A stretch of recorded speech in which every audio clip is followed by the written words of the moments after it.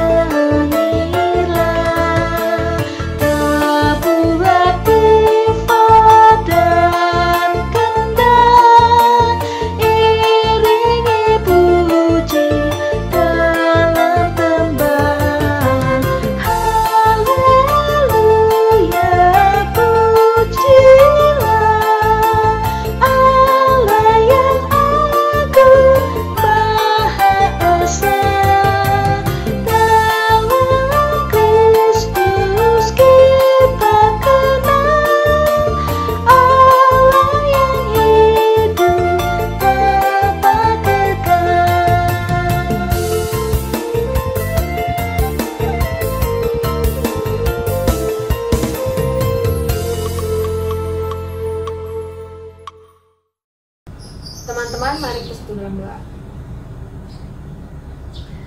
Bapa di surga, kembali kami datang ke hadapan-Mu. Melalui ibadah remaja ini, kami rindu bersekutu, memuji nama-Mu, dan mendengarkan firman-Mu yang menjadi pelita setiap langkah kami. Penuhilah hati dan pikiran kami dengan Roh Kudus, agar kami beroleh hikmat-Mu. Terima kasih Tuhan, dalam nama Yesus Kristus kami sudah berdoa. Amin. Teman-teman, tema ibadah minggu ini, gereja dalam gereja. Bingung nggak sih? Nah, supaya kita paham, kita akan mendengar penjelasannya melalui pemberitaan firman Tuhan. Sebelum itu, marilah kita angkat pujian, Ku ingin berperangai.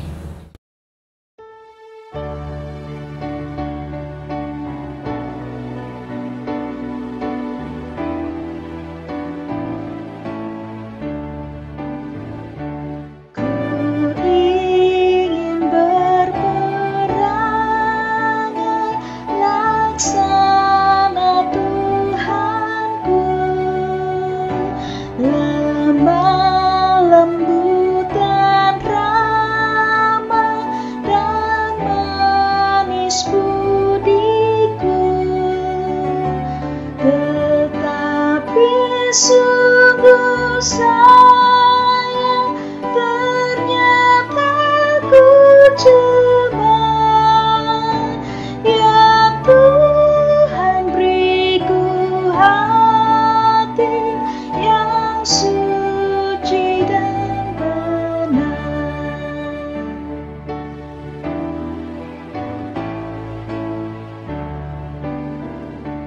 Ku ingin ikut Yesus mencontoh kasih-Nya, menghibur orang susah, menolong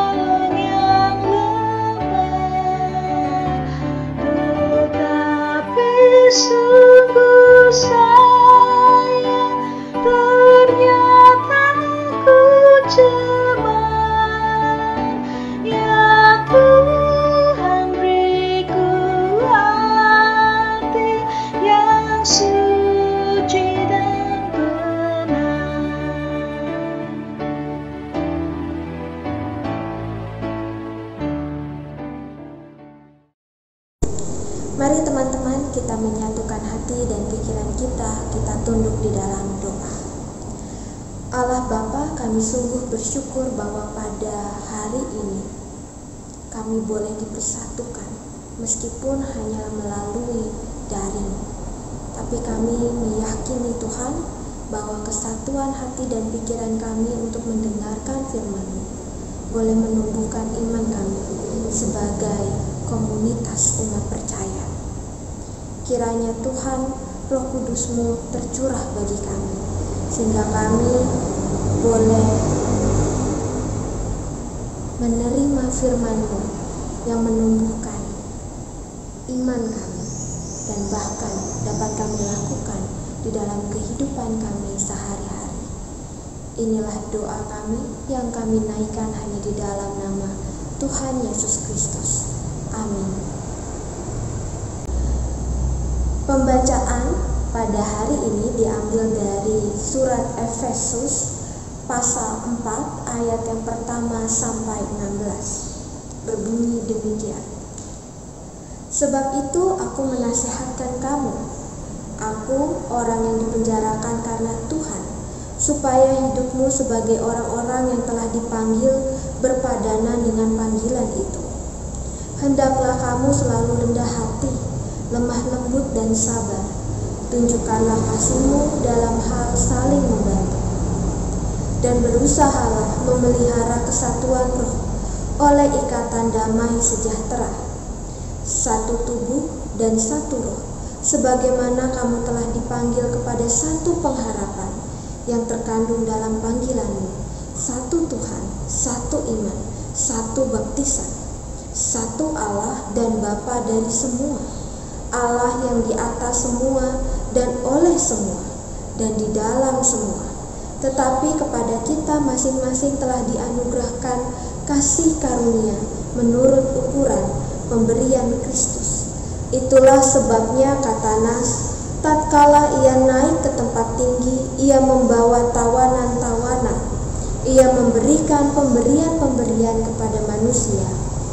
Bukankah ia telah naik berarti bahwa ia juga telah turun ke bagian bumi yang paling bawah? Ia yang telah turun, ia juga yang telah naik jauh lebih tinggi daripada semua langit, untuk memenuhkan segala sesuatu.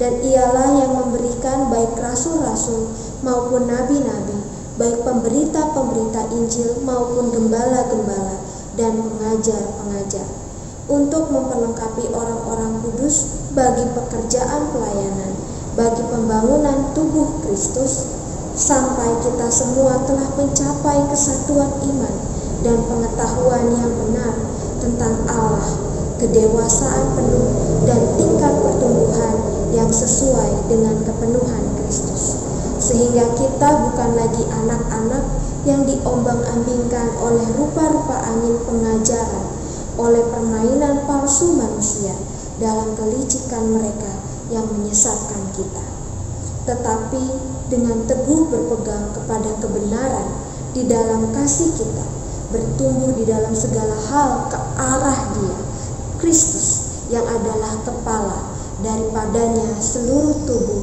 yang rapi tersusun dan diikat menjadi satu oleh pelayanan semua bagiannya, sesuai dengan kadar pekerjaan tiap-tiap anggota menerima pertumbuhannya dan membangun dirinya dalam kasih. Demikianlah pembacaan firman Tuhan. Berbahagialah bagi kita yang bukan hanya mendengar, namun memeliharanya di dalam kehidupan kita sehari-hari. Terpujilah Allah. Shalom teman-teman di GKI Jati Bening, salam kenal, saya Ana Nur Aini, dan saat ini saya sedang melayani di GKI Cepu, Blora, Semarang Timur. Nah teman-teman, tema kita pada pagi hari ini berbicara tentang gereja dalam gereja. Nah berbicara tentang gereja, di dalam ibadah setiap minggu, bahkan dari mulai kita sekolah minggu, kita sudah didorong untuk menghafal pengakuan iman rasuli. Nah di dalam pengakuan iman rasuli itu teman-teman, di dalam pengakuan iman yang kita nyatakan setiap minggu, ada pengakuan terhadap gereja yang berbunyi, aku percaya kepada gereja yang kudus dan am, dan persekutuan orang-orang kudus. Nah teman-teman, berbicara tentang pengakuan iman kita terhadap gereja, ternyata dalam pengakuan yang kita ikrarkan setiap minggu itu belum tentu kita mampu dan memahami, apalagi bisa melakukannya di dalam kehidupan kita sehari-hari. Mengapa? Karena pada kenyataannya menyatukan orang yang berbeda tidaklah mudah, bahkan sulit dilakukan. Contoh saja, dalam pertemanan kita selalu mencari orang-orang yang sefrekuensi dengan kita, yang fun, yang asiknya sama dengan kita. Kalau berbeda atau tidak sefrekuensi, boro-boro menjadi satu kelompok, menjadi temannya saja kita tidak mau. Dan karena itu saya pernah sebagai remaja lalu kemudian mencari orang-orang yang sefrekuensi dengan saya, dan barulah membentuk sebuah kelompok. Kalau begitu teman-teman, dalam gereja menjadi semakin relevan dalam kehidupan kita. Gereja dalam gereja yang dimaksudkan ialah ketika satu gereja kita, misalkan di dalam kelompok remaja, kemudian kita hanya nyaman di dalam kelompok kita, dan kemudian kita melupakan bahwa sebenarnya ada kelompok-kelompok lain di dalam gereja. Contohnya saja komisi pemuda, ada anak-anak, ada oma-opa, lalu ada dewasa, perkumpulan ibu-ibu dan bapak-bapak. Tapi karena kita begitu nyaman dengan kelompok kita yang sudah satu frekuensi ini, lalu kita abai, kita melupakan bahwa di dalam gereja ada orang-orang lain yang justru itulah satu gereja yang utuh. Dan akhirnya kenyataannya ialah kita membentuk gereja di dalam gereja. Dan kalau begitu yang terjadi, maka pengakuan iman yang kita nyatakan setiap minggu menjadi sangat tidak relevan. Kenapa? Karena kesatuan itu tidak terjadi. Yang terjadi ialah perpecahan yang tidak kita sadari. Kadang-kadang perpecahan tidak harus menunggu adanya konflik, tetapi ketika kita abai terhadap kelompok yang lain, bisa di dalam komunitas beriman kita. Nah teman-teman, inilah juga yang menjadi pergumulan Rasul Paulus ketika ia menuliskan surat kepada jemaat di Efesus. Jemaat di Efesus memiliki latar belakang orang-orang yang sangat beragam dan berbeda-beda. Dan karena itu jemaat di Efesus ada orang-orang yang kemudian ingin memecah, ingin membuat kelompok-kelompok yang berbeda-beda, dan bahkan tidak mengakui ajaran yang diberikan oleh rasul-rasul.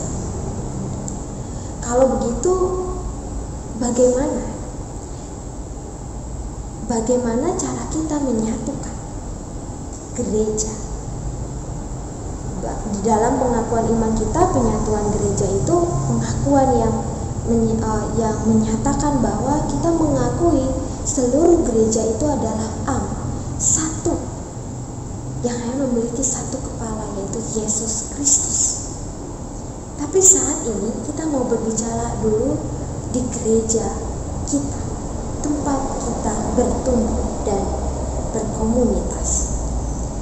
Mari teman-teman, kita belajar dari surat yang diberikan oleh Rasul Paulus kepada jemaat di Efesus, yaitu bagaimana cara kita menghidupi pengakuan kita terhadap gereja yang satu, dan bagaimana cara kita menciptakan bahkan memelihara kesatuan itu.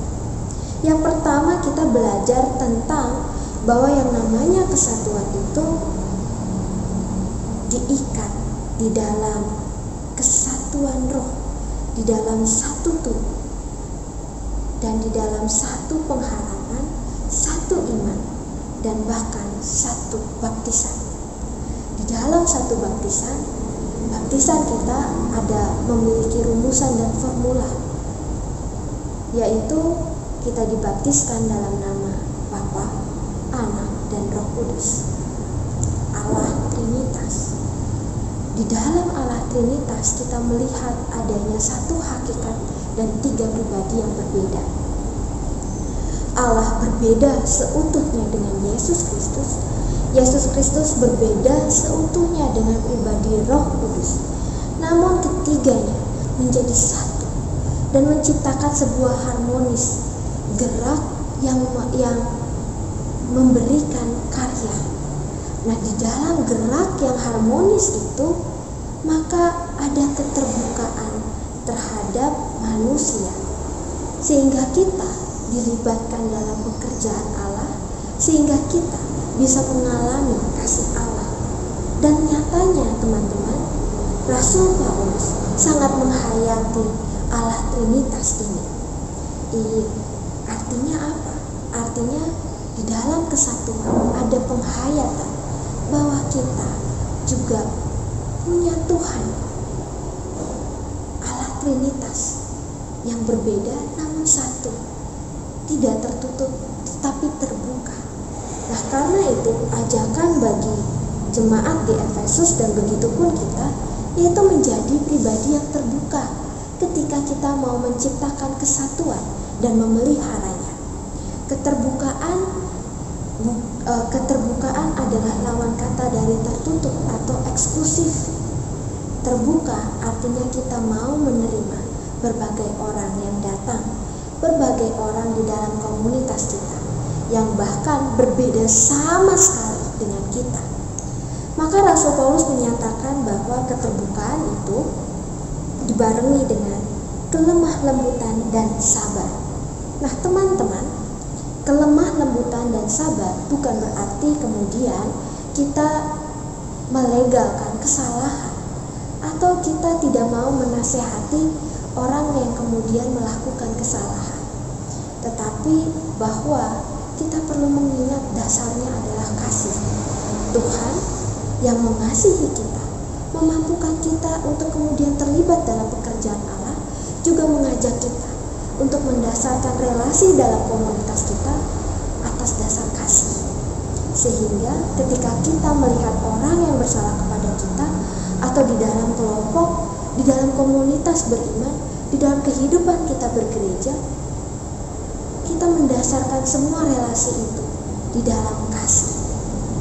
Sehingga kalaupun kita mau menegur, kita akan menegurnya di dalam kasih, bukan dalam dasar kita ingin menghukum apalagi menghakimi. Lalu sabar artinya kita memiliki kasih yang tidak terbatas. Sabar artinya mau menunggu orang lain, mau berjalan bersama-sama, meskipun mungkin ketika kita dalam satu kelompok ada saja orang yang kemudian tidak mau atau belum menyamakan dengan kita, tetapi kita mau sabar menunggu. Dengan kesabaran, kesatuan itu tetap tercipta, sehingga tidak ada anggota lain yang tertinggal.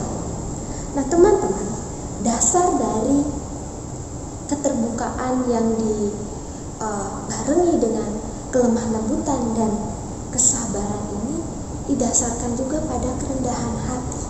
Rasul Paulus di sini menekankan bahwa Allah itu naik, tapi juga Allah yang turun menyamakan dirinya dengan manusia.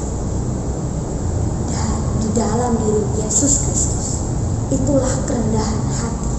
Orang yang kemudian kita mau meneladani apa yang dilakukan Yesus dan bagaimana cara meneladaninya. Teman-teman, refleksi dari rendah hati yang disampaikan oleh Rasul Paulus menyadarkan saya bahwa rendah hati itu artinya mau menjadi diri sendiri, bukan jadi orang lain, tapi menjadi diri sendiri. Artinya kita mau mengakui bahwa diri kita memiliki keterbatasan dan memiliki kelemahan. Dan di dalam penyadaran itulah kemudian kita juga menyadari bahwa kita membutuhkan orang lain. Kita nggak bisa berjalan sendirian.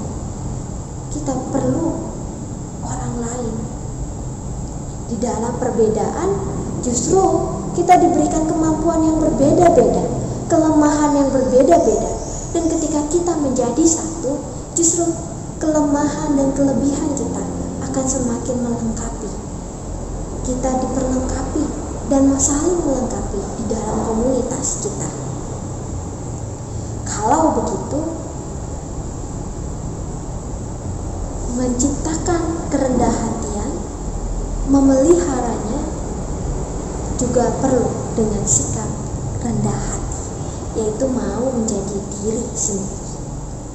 Dan yang terakhir teman-teman, ternyata menciptakan kesatuan dan memelihara kesatuan itu adalah pekerjaan tiap anggota. Artinya bergerak bersama-sama dan dimulai dari diri sendiri. Tidak ada yang dapat dilakukan ketika kita hanya menunggu orang lain yang melakukannya terlebih dahulu. Tetapi jadilah teladan, jadilah contoh bahwa diri kitalah yang pertama-tama menciptakan kesatuan itu dan memeliharanya di dalam kehidupan kita bergereja. Di sini Rasul Paulus menyatakan bahwa sesuai dengan kadar pekerjaan tiap-tiap anggota menerima pertumbuhannya dalam membangun dirinya dalam kasih. Artinya, mari kita tidak menunggu orang lain untuk memulai, menunggu orang lain untuk melakukannya, tapi mulailah dari diri sendiri, menciptakan kesatuan dengan terus menghidupi keterbukaan dengan kerendah hatian dan juga kesabaran, dan didasarkan pada kerendahan hati seperti yang Tuhan Yesus ajarkan kepada kita. Nah, teman-teman semua, untuk bagian terakhir saya ingin mengajak kita melakukan sebuah gerakan, yaitu mari kita angkat tangan kanan kita, lalu angkat tangan kiri kita, dan kemudian kita bentuk segitiga. Jika sudah, mari kita letakkan di dagu kita. Ya, apa yang mau kita pelajari dari gerakan ini? Jika teman-teman menyadari apa yang saya sampaikan ialah berbeda dengan apa yang saya lakukan. Saya mengatakan, letakkan segitiga ini di dagu, namun saya meletakkannya di dahi. Apa yang mau kita pelajari dari gerakan ini ialah bahwa kita sudah tahu apa yang Tuhan firmankan, yaitu kesatuan, kerendah hatian, keterbukaan kita terhadap orang lain, terhadap sesama kita. Namun kadang-kadang yang kita lakukan berbeda dengan apa yang sudah kita ketahui. Maka yang pertama teman-teman, mari kita lakukan sesuai dengan apa yang Tuhan kehendaki. Bukan karena kita mampu, tetapi karena kita mau berupaya terus melakukan apa yang Tuhan firmankan dalam hidup kita. Yang kedua, ternyata perbuatan lebih kuat dibandingkan perkataan. Artinya, dalam pengakuan iman rasuli kita ucapkan setiap minggu, namun sekarang kita diundang juga untuk melakukannya di dalam kehidupan kita sehari-hari. Perbuatan lebih kuat daripada perkataan. Karena itu teman-teman, marilah kita lakukan, kita upayakan, dan kita pelihara kesatuan gereja dengan perbuatan dan tindakan nyata, bukan hanya melalui perkataan. Dan biarlah itu menjadi pengakuan iman yang kita hidupi di dalam kehidupan kita. Kiranya Tuhan memberkati kita. Amin. Mari teman-teman, kita menyatukan hati kita, kita naikkan doa-doa syafaat kita. Kita berdoa. Allah Bapa yang bertata di dalam kerajaan surga, Allah yang kami kenal melalui anak-Mu Yesus Kristus.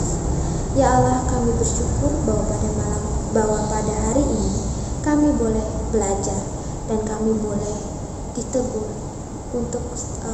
ditegur oleh firman-Mu, agar kami semakin dapat melakukan apa yang sesuai dengan kehendak-Mu, yaitu menciptakan kesatuan, memelihara kesatuan dengan kerendahan hati, keterbukaan, kelemah lembutan, dan kesabaran. Ya Tuhan, mampukanlah kami untuk memiliki sikap-sikap yang sesuai, sehingga di dalam kehidupan kami boleh terlibat dalam pekerjaan. Terutama kami ingin menyatukan diri kami, ya Allah, dengan orang-orang yang berbeda dengan kami, agar kami boleh terus terlibat dalam karya pekerjaan di bumi ini.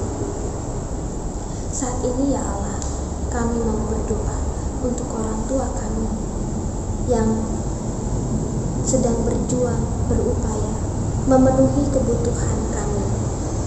Ya Allah, Engkaulah Sang Allah yang memelihara kehidupan kami. Engkau kiranya yang memberikan kesehatan, berkat yang berkelimpahan, sehingga kami semua sebagai keluarga boleh merasakan sukacita dan bersyukur atas pemeliharaan-Mu di dalam kehidupan kami. Dan saat ini, ya Allah, kami berdoa bagi teman-teman kami yang masih dalam masa pemulihan.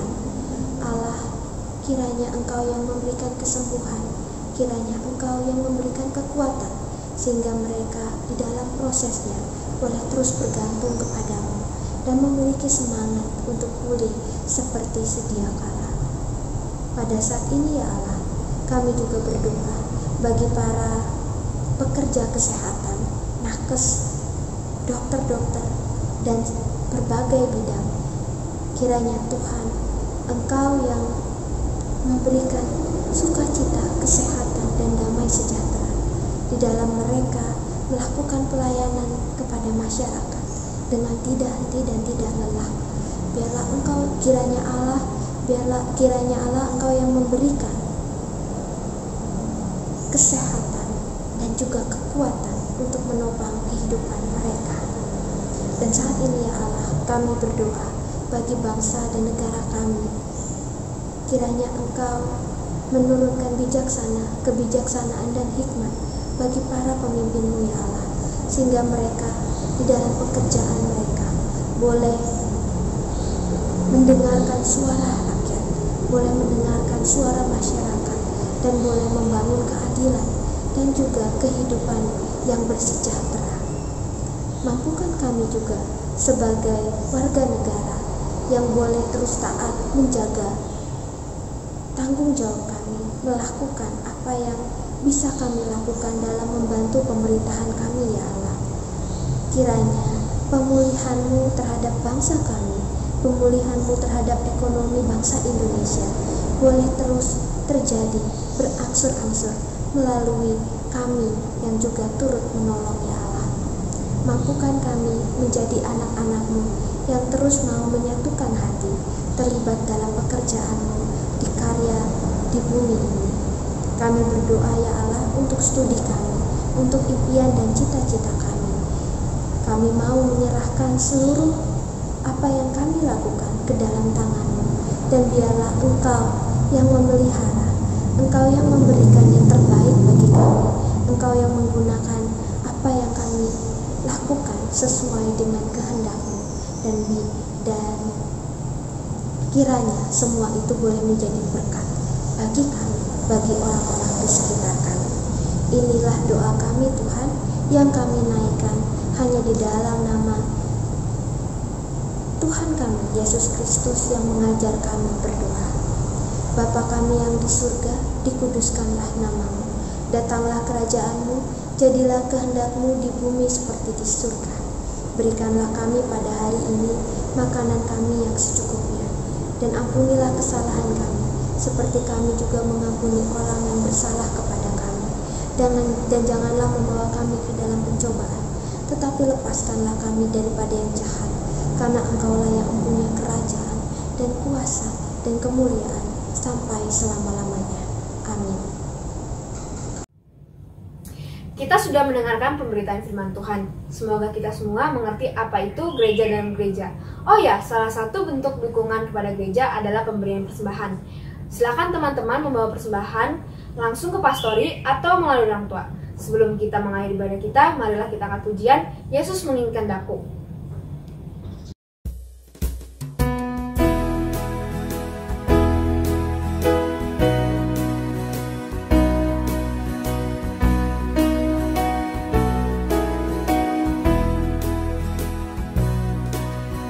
Yesus menginginkan daku bersinar baginya, dimanapun ku berada, ku menyenangkannya.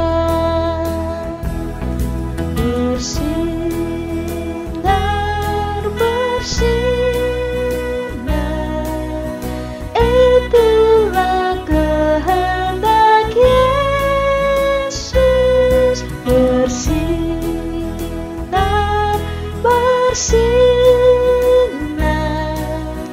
aku bersinar terus.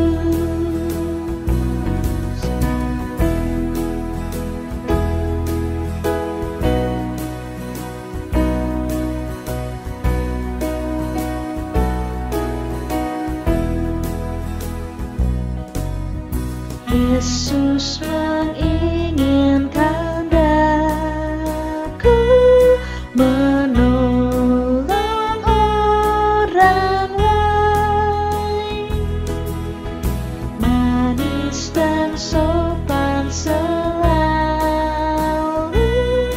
ketika ku bermain.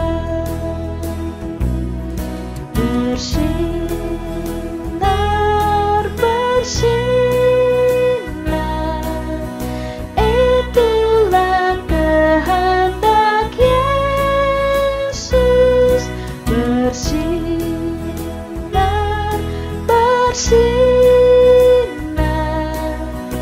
aku bersinar terus.